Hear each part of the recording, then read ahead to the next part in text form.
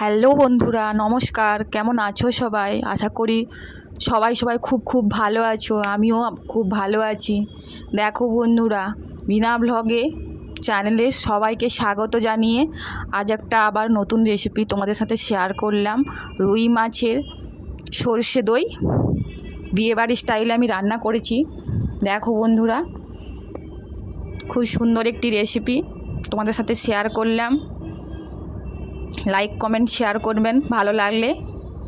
দেখো বন্ধুরা, প্রথমে আমি 6-7 পিসের মতন মাছ নিয়ে নিয়েছি। মাছটা খুব ভালো করে পরিষ্কার করে আমি ধুয়ে নিয়েছি। ভালো করে পরিষ্কার করে ধুয়ে নিয়ে আমি 1 চামচের মতন পাতিলেবুর রস দেব। রসটা দিলে মাছের যে আঁশটানি গন্ধটা থাকে কিছুটা হলেও কমে যায়। দিয়ে ভালো করে লেবুর রসটা নিগড়িয়ে দিয়ে 1 চামচের মতন ওতে হলুদ গুঁড়ো আর পরিমাণ মতন লবণ দিয়ে ভালো করে আমি হাত দিয়ে মেখে নেব। খুব সুন্দর করে মাছটাকে মেখে নেবে। মেখে কিছুক্ষণ রেখে দেবে যাতে মাছের ভিতরে নুনটা ঠিকঠাক করে যায়।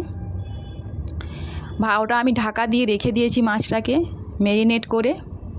এরপরে দেখো বন্ধুরা, আমি শিলনোড়াতে কালো সর্ষে 1 চামচের মতন, সাদা সর্ষে 1 চামচের মতন নিয়ে ওটা আমি খুব ভালো করে বেটে নেব।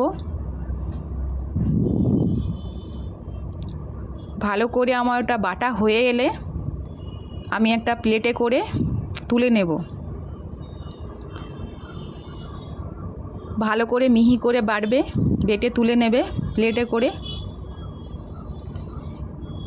এরপর আমি 1.5 চামচের মতন পোস্ত বাটবো।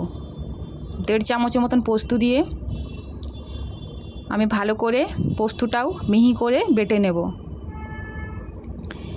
দেখতে দেখতে বন্ধুরা আমার চ্যানেলটা সাবস্ক্রাইবার করে দেবেন।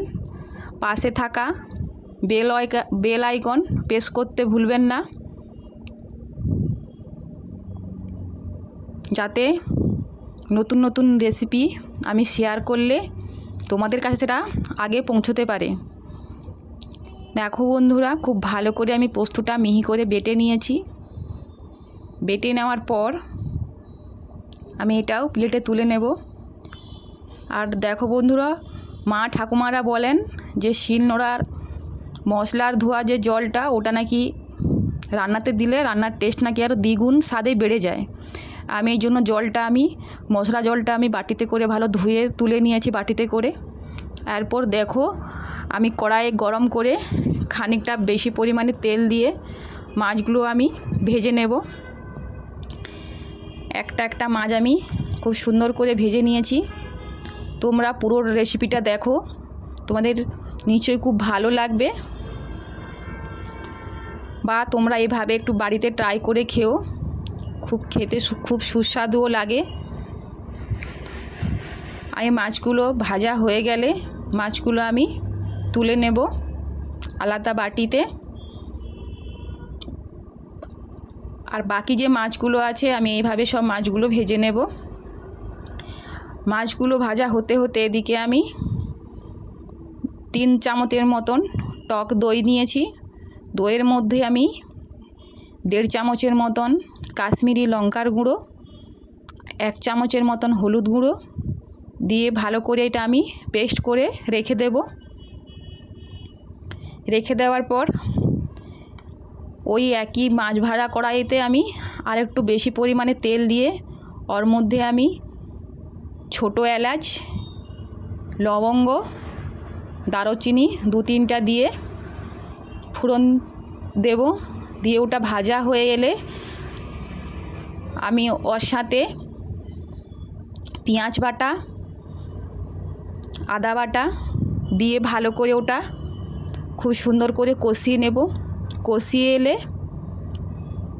ওর সাথে আমি টমেটো বাটা, একটা বড় সাইজের টমেটো বাটা দিয়ে দেব। টমেটো বাটা দেওয়ার পরে ভালো করে কষাতে থাকবে। কষানো হয়ে এলে দেখবে মশলার গা থেকে তেল ছেড়ে আসবে। তেল ছেড়ে এলে আমি ওর সাথে পরিমাণ মতন নুন অ্যাড করব। নুন অ্যাড করার পর ভালো করে কষিয়ে নিয়ে এসে আমি যে শিলনোড়ায় যে বাটা জলটা রেখেছিলাম ওই জলের মধ্যে ওই সাদা সর্ষে আর কালো সর্ষের বাটাটা আমি দিয়ে ভালো করে গুলিয়ে নেব। তোমরা এভাবে গুলিয়ে নিয়ে ছ্যাঁকাতে ছেঁকে নেবে যাতে সর্ষের দানাগুলো মশলাতে না চলে যায়, তাহলে তেতো হতে পারে। আমি এইভাবে না ছেঁকে গুলিয়ে নিয়ে কিছুটা রেখে দেবে, বসিয়ে দেবে, তাহলে নিচে পুরো এটা বসে যাবে। তারপরে উপরে যে জলটা থাকবে সেই জলটা দিয়ে দেবে। দেখো ছাঁকানোর পরে দেখো নিচে বাটিতে আমার সব মশলার দানাগুলো, সর্ষে দানাগুলো রয়ে গেছে আর জলটা চলে এসছে। এরপর ভালো করে জলটা কষানো হয়ে যাবার পর আমি ওর সাথে যে পোস্তটা বেটেছিলাম ওই পোস্তটা দিয়ে দেব। ভালো করে মশলাটা না কষলে খেতে টেস্টি হবে না। যত মশলা ভালো করে কষতে থাকবে তত রান্নার সুস্বাদু দ্বিগুণ হয়ে যাবে। এরপর আমি যে ফেটানো যে টক দইটা রেখেছিলাম লঙ্কার গুঁড়ো, হলুদ গুঁড়ো দিয়ে ওই টক দইটা দিয়ে দেব। দিয়ে আর একটু পরিমাণ মতন নুন দেব। দেখো আমার মশলা থেকে কিন্তু তেল ছাড়তে শুরু করে দিয়েছে। তোমরা এইভাবে খুব সুন্দর করে আস্তে আস্তে করে মশলাটা খুব সুন্দর করে কষাতে থাকবে। পুরো বিয়েবাড়ির মতন খেতে সুস্বাদু হয়, খেতে দারুণ লাগবে। এইভাবে ভালো করে সুন্দর করে মশলাটা কষে যাওয়ার পর পুরোপুরি যখন তেল ছেড়ে দেবে বন্ধুরা, তখন পরিমাণ মতন ওর সাথে জল দেবে। জলটা বেশি পরিমাণে দেওয়ার দরকার নেই, কারণ সরষে বাটা দেওয়া আছে। বেশি ফুটাতে থাকলে রান্না তেতো হয়ে যাবে। অল্প করে তেল দিয়ে, বেশি হাই ফ্লেমে না গ্যাস বাড়িয়ে অল্প গ্যাসে এটা রান্না করতে হবে। মোটামুটি জলটা একটু কমে যাবার পর আস্তে আস্তে করে সব মাছগুলো দিয়ে দেব। মাছগুলো দিয়ে ভালো করে ফুটতে থাকবে। ফুটানো হয়ে গেলে 5-7 মিনিট পর নামানোর 1-2 মিনিট আগে আমি ওর সাথে কুচানো ধনেপাতা আর উপর থেকে 5-7টার মতন কাঁচা লঙ্কা চিড়ে দেব আর পরিমাণ মতন একটু চিনি অ্যাড করব। দেখো বন্ধুরা, মোটামুটি আমার রান্না কমপ্লিট হয়ে গেছে। তোমাদের যদি রেসিপিটা ভালো লাগলে প্লিজ একটু লাইক, কমেন্ট, শেয়ার করে দেবেন যাতে সবার কাছে রেসিপিটা যেতে পারে। দেখো বন্ধুরা, আমার রান্না হয়ে গেছে। আমি আর একটা বাটিতে করে মাছগুলো তুলে নেব।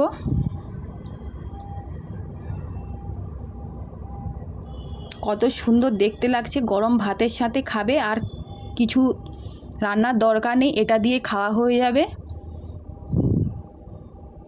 এই রান্নাটা একবার বাড়িতে রান্না করে খাইয়েও সবাইকে, সবাই প্রশংসা করবে। খুব সুন্দর একটি রান্নার রেসিপি তোমাদের সাথে আমি শেয়ার করলাম। ভালো লাগলে লাইক, কমেন্ট, শেয়ার করবেন আর চ্যানেলটা সাবস্ক্রাইব করে দেবেন।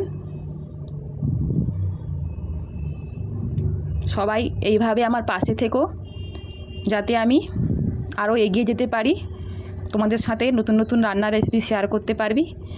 সবাই ভালো থেকো। থ্যাংক ইউ বন্ধুরা।